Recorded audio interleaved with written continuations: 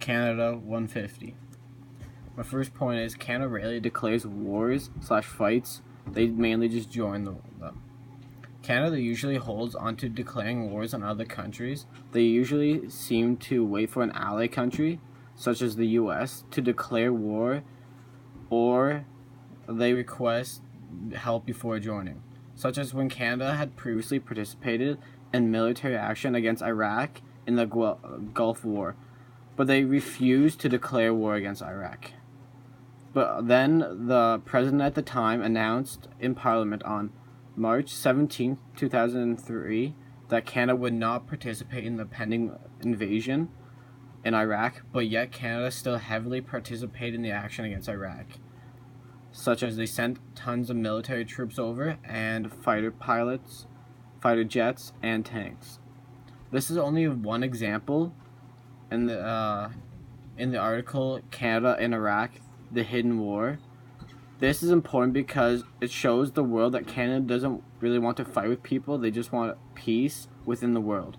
We should care about this because if Canada went around disturbing every country, such as Russia, North Korea, etc., this could cause another world war, and we do not want that to happen.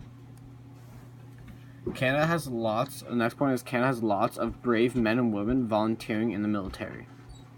Canada has lots of brave men and women who serve in this amazing country's military, who protect us and other countries' citizens on an everyday basis. But who protects them? Well, they protect each other while the enemy tries to kill them with roadside bombings, landmines, and suicide attacks to inflict as much damage as possible on the troops. This happens all the time. As proof, it's in the article, Afghanistan, Canadians prepare for war. This takes a huge amount of courage to go to a hostile country and risk their life on an everyday basis, either if they're asleep or awake. This is very important because this makes every Canadian proud that we live in a country who proves we care about ourselves and others around. We should care about the soldiers because they're making a huge risk while you're sitting on your butt listening/reading this. If they are out in the heat, cold, rain, snow, etc., carrying heavy equipment around all day, and the least we could do is applaud them for their bravery. They are truly making a sacrifice for our better. Next point is Canada is slowly increasing the awareness and cures for mental illnesses in the military, such as PTSD and many injuries. Mental illness is a huge issue, not just in Canada but the whole world. The biggest mental illness related to the military is PTSD, which stands for post-traumatic stress disorder. The government is finally increasing in awareness of the troops who have it, mainly because troops are coming forward about it, and lots of them have it. Soldiers always have been expected to suck it up when they find themselves under extreme stress, such as being under fire in hostile countries. Any other behavior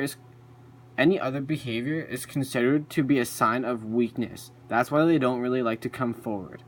In the article Healing the Invisible Wounds of War, in the past few years, more than 5,000 soldiers with PTSD are now receiving veterans disability payments. Senior members of the military have thrown their support behind programs to change the culture of Canadian forces and its attitude towards mental illnesses and injuries. With the support of more soldiers coming forward and pushing to find a cure for PTSD is a huge thing. This is important because tons of troops suffer from PTSD and they deserve to receive a cure. They helped us have a free country, and the least they could do is be from the memories of war that they hate, and with a cure to their gruesome injuries. Canada has a very smart and strong military. Canadians are very lucky we have a very smart and strong military defending us and other ally countries. To prove that Canada is very strong, this This is in the examples during the Boer War. Canada attempted to deny the Boers the food, water, and lodging. Canadian troops burned the Boers' houses and farms. This is proven in the article The Boer War. Canada has a smart military because 8 Canadian warships took turns in Korean waters protecting the UN, which stands for United Nations Aircraft Carriers, exploding enemy trains along the coast to help the onshore operations. This is very smart because this does not allow the enemy to track the planes, and as they are constantly changing, and plus adding air support to the water and land allows them to advance faster and more effectively. This is important because it allows Canada to be a more dominant force on the battlefield. This also adds a very huge threat. This makes Canada more of a threat to other countries that are very hostile against us. Next point. Wars are disastrous to both humans and the planet. The wars take a major toll on humans and the planet itself.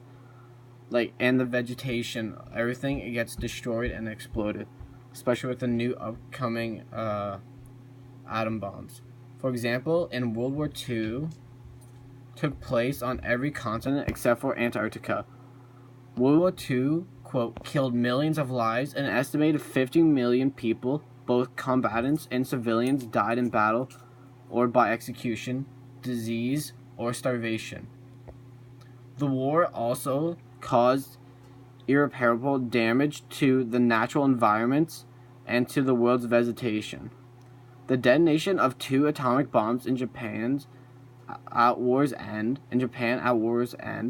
brought a glimpse of the terror of nuclear war.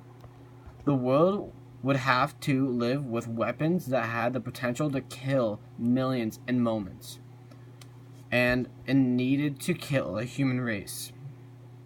This is very scary for the next wars because atomic bombs cause a lot of damage and kill millions.